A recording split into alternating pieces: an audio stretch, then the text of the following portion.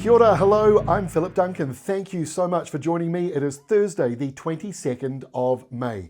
Let's get into the forecast. High pressure is dominating as it moves into New Zealand from the southern part of the Tasman Sea. There's also some high pressure off to the northeast of the North Island. It's all pretty much connected, although we do see more of a westerly flow coming into the country.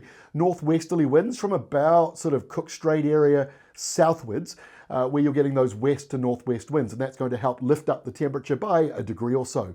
Now around the eastern North Island, you might have more of a nor'easter. That's not normally quite as warm. And further up around Auckland, those southerly winds tilt a little bit more southwesterly. That might just drag in a few more clouds after a few fog patches this morning and some really beautiful weather around the top of the country.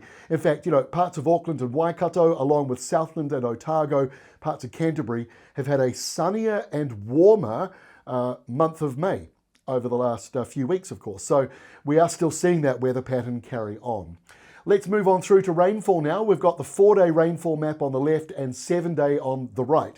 So where you see all the pink and the white, very bottom of the scale, basically could be nothing or just a very light isolated shower. It might only be 0.01 millimeters falling for some parts of the North Island here. So a dry few days ahead as that high pressure zone moves in. Similar story around much of Nelson and Marlborough, Canterbury and Otago, and certainly a fair chunk of Southland. Most of the rain's over on the west coast, and even then it's mainly southwestland going down towards Fiordland. Rainfall totals, not huge really for this part of the country, but anywhere between about 50 and 80 millimetres of rain coming for you. Now when you look at that compared to what is coming for the next 7 days, you can see the autumn blast coming through next week. That's going to drive in heavy west coast rain with 100 to maybe even 200 to 250 millimetres in some of the central alpine areas. And then some of that bleeds over into the top of the North Island, coming into the Nelson region, maybe some part of the Marlborough Sounds, Taranaki as well, but then it tapers off. You might see a little bit more heavy rain around the eastern Bay of Plenty as those fronts move from west to east. Sometimes they can get a little bit heavier coming through the Hauraki Gulf and coming through the Bay of Plenty region. That can spark some heavier falls along the eastern side of Bay of Plenty, a classic northwesterly wind setup. So let's have a look and see what is going on. We kick off with the massive high pressure zone here, stretching all the way up to the Cook Islands, all the way back to Tasmania. So this large high pressure zone moving through. Now that pink shading we showed you in the rainfall maps could be some of these isolated showers that you just see here and there around the coastal parts of the North Island, maybe some western and southern parts of the South Island. Otherwise, it is dry. Light winds, morning fog patches, maybe some light frosts through the alpine interior of both of the main islands. Next week, this weekend I should say, high pressure dominates around the country, a light easterly at the top, maybe an isolated shower, but it's generally dry right around New Zealand. Colder mornings and then fairly mild afternoons. But look at all this low pressure south of Australia. Well, by the time we get to Sunday, there is that big low, 966 hectopascals, well south of Adelaide.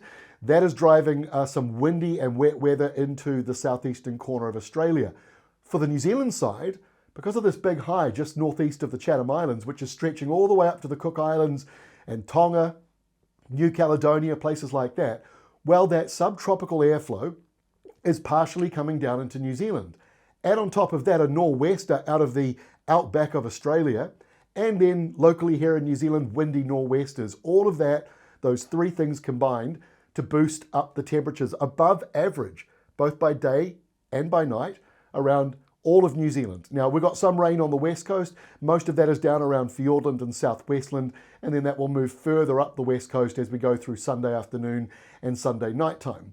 By Monday of next week, you can see some wet weather moving into central New Zealand, sort of Taranaki, Nelson, and down the west coast to some degree. A little bit will spill over into Marlborough and maybe into the lower North Island as well. We've also got some showers coming in here, as I say, classic nor'west flow, a few showers coming into central and eastern parts of Bay of Plenty. But everyone here is warmer than average around New Zealand. Jump over the Tasman Sea and Tasmania, Victoria, and parts of South Australia now into a wintry change. And that wintry change will bring snow to parts of Victoria and Tasmania as it moves on through for the ski fields and the alpine areas. So that's all out in the Tasman Sea. But before it arrives here on Tuesday in New Zealand, we've got subtropical winds in some places of the North Island, and then we've got generally northwest winds blowing through. So again, this is warmer than average weather that this will produce than what we would average sort of see on average. Driest weather in the south and the east of pretty much both of the main islands, but we do see some wet weather coming into Horowhenua, down towards Wellington and clipping the Marlborough Sounds here. Just showers really for the rest of the North Island. See this line though in the Tasman Sea, that is the main cold front, and the lumpy nature of the heavier rain, which you see here in the yellow and the gold areas and some of the green blobs, sort of shows a classic autumn or spring-like front where it's falling apart as it moves into New Zealand and high pressure to the east. So these might be heavy, thundery falls. The lightning tracker on Tuesday, probably quite busy out in the Tasman Sea. But look what happens when it moves in on Wednesday. It falls apart. It is not as active. But look, this is still a week or so away. So instability, low pressure around the New Zealand area. This is similar to yesterday's map, but compared to yesterday, the air pressure is up a little bit and the low is a little bit larger. So that's what I said the other day and yesterday. High pressure around South Australia and high pressure east of the Chatham Islands. Those could sort of squash the system or give it space to grow larger. So there's still a bit of a question mark as to how this will shape up. Doesn't look too severe, but we do think there might be a few thunderstorms, maybe some severe gale warnings by Met Service, and potentially West Coast rain warnings and maybe Mount Taranaki as well. So there could be a few warnings next week as that all moves through. But look, behind it, more high pressure coming on through. Temperatures definitely drop here though as we go to the middle of the week. So warmer than average from the weekend going into next week, and then we see a colder change kicking in after the windy weather eases around about Wednesday. That is all from me for today. See you again tomorrow Friday with our next weather update.